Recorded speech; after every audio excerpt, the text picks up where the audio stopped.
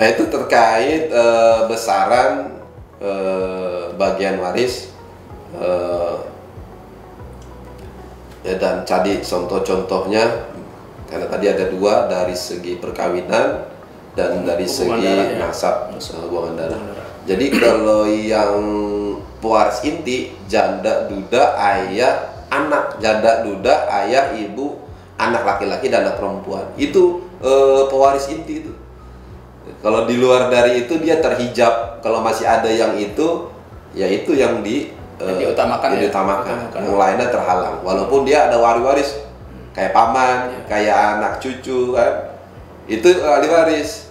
Cuman karena ada pewaris inti di situ, maka yang lain tidak dapat ya. Tidak dapat karena terhalang oleh itu ya. Artinya kasarnya tidak dapatlah sepanjang itu ada ahli warisnya. Iya, walaupun ada juga pamannya.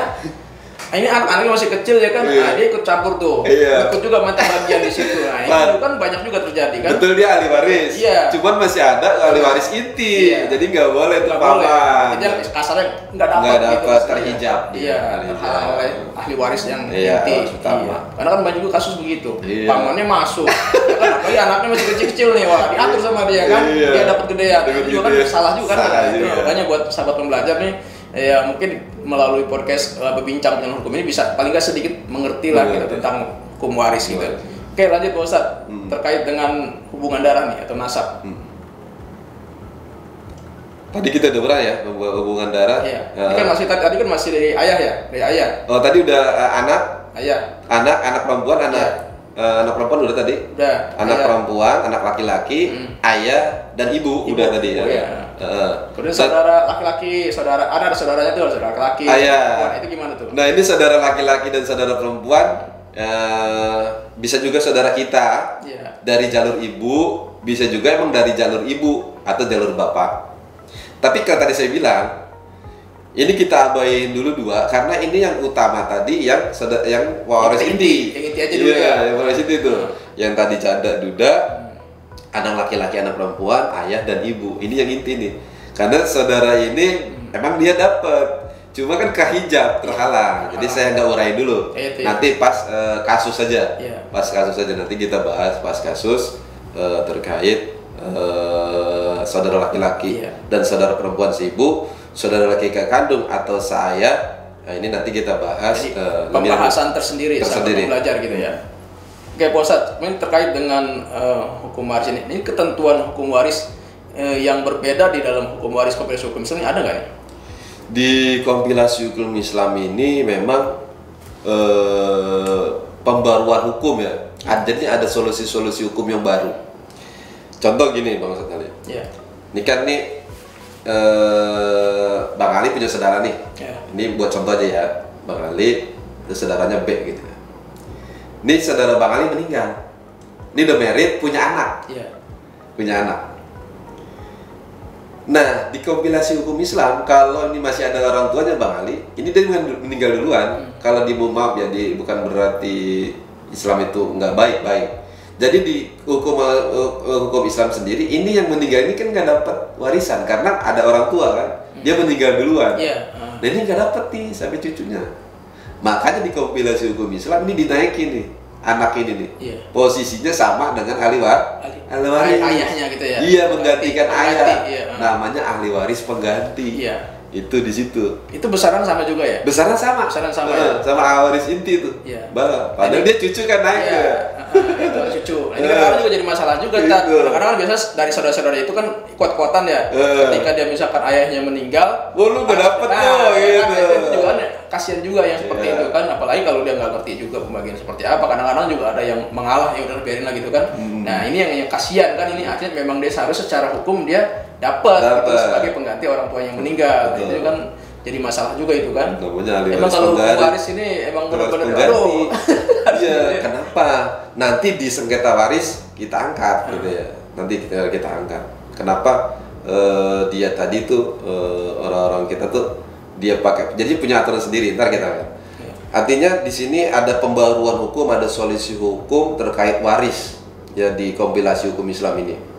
Itu pertama tadi ahli waris pengganti. Ahli waris pengganti ahli waris yang meninggal lebih dulu dari si pewaris, maka kedudukan dari kedudukannya dapat diganti oleh anaknya, gitu. Tapi itu tetap diatur di kompilasi hukum Islam ya. Iya. Hak-hak dia itu tetap diatur. Tetap, dan bagiannya sama. Artinya kuat ya. Kuat. Kayak kita bapak kita. Ini kan tadi ini kita nih. Iya.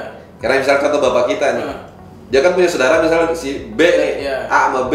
Kan dia punya bapak tuh ya. Dia meninggal duluan nih. Si bapaknya meninggal duluan. Ya kita naik tuh.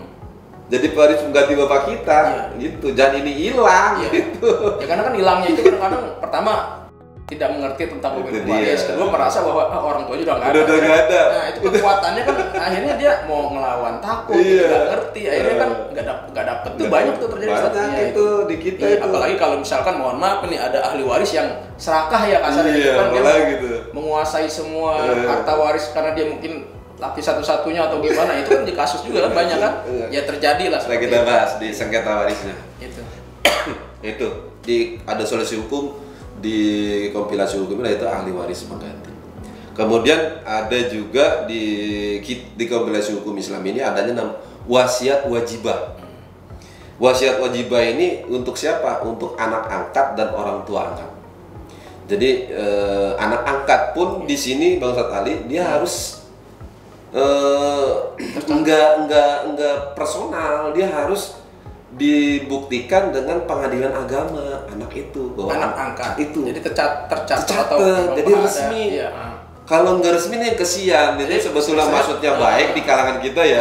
Oh gue angkat anak nih, anaknya susah gue angkat, tapi nggak ada hitam di atas putihnya kan. Kan ada putusan pengadilan bahwa ini yang menetapkan dia sebagai anak angkat si A. Jadi kekuatan hukumnya di situ ya. Kekuatan hukum di situ. Tapi ini kadang-kadang kan masalahnya di masyarakat ini kan juga nggak mau repot, juga nggak tahu juga prosedur bagaimana pengangkatan anak. Akhirnya kan secara ini kan biasanya secara naluri itu antara orang tua dan orang tua, ya udah saya angkat anaknya udah selesai gitu kan. Tapi yang betul tadi kan harus ada putusan pengadilan tentang pengangkatan anak, baru dia ada kekuatan hukum untuk mendapatkan waris. Gitu ya intinya gitu ya. Betul. Jadi kalau udah ada putusan dari pengadilan kan kakaknya nanti dicantumin tuh.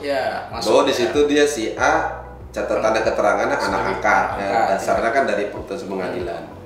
Kenapa ini untuk kan mohon maaf ya, kalau udah kita angkat anak itu kan kita didik atau gimana kan, itu pas dewasanya justru dia lebih berbakti ketimbang anaknya. Nah pas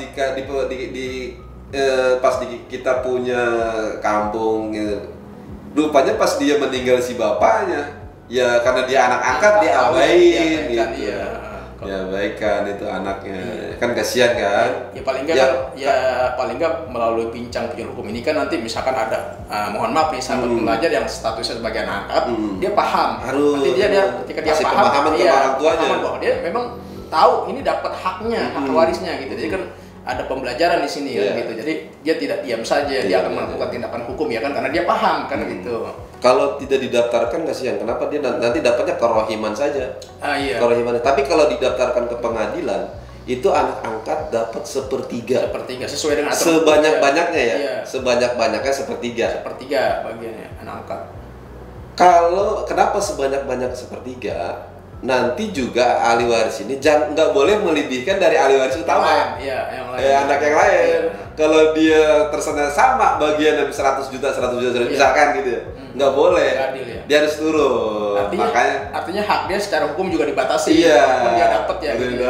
Bukan sebanyak-banyaknya itu sama gitu, nggak juga, nanti disesuaikan lagi sama ahli waris yang utama. Ya gitu. Sepertiga dia dapatnya. Yang paling nggak dia udah paham lah bahwa dia makanya jangan sampai nanti diabaikan atau banyak juga nggak berani, nggak berani nuntut karena dia merasa bahwa dia anak angkat. Tapi kalau dia paham aturan hukumnya ya kan terkait misalnya bincang hukum, dia tahu nih oh iya saya dapat sepertiga, dia kan paling nggak ada hukumnya kan gitu, tahu paham lah gitu.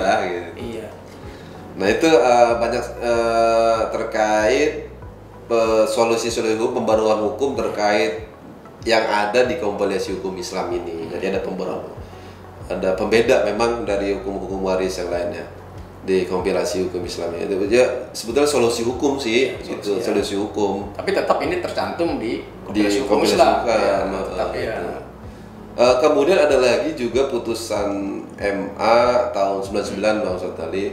Jadi terkait tadi dia tuh masuknya tadi anak angkat dan bapak angkat masuknya ke wasiat wajibah ya. Kalau tadi yang anaknya meninggal itu diganti kedudukan bapaknya, namanya ahli waris pengganti. Kalau ini putusan MA ini terkait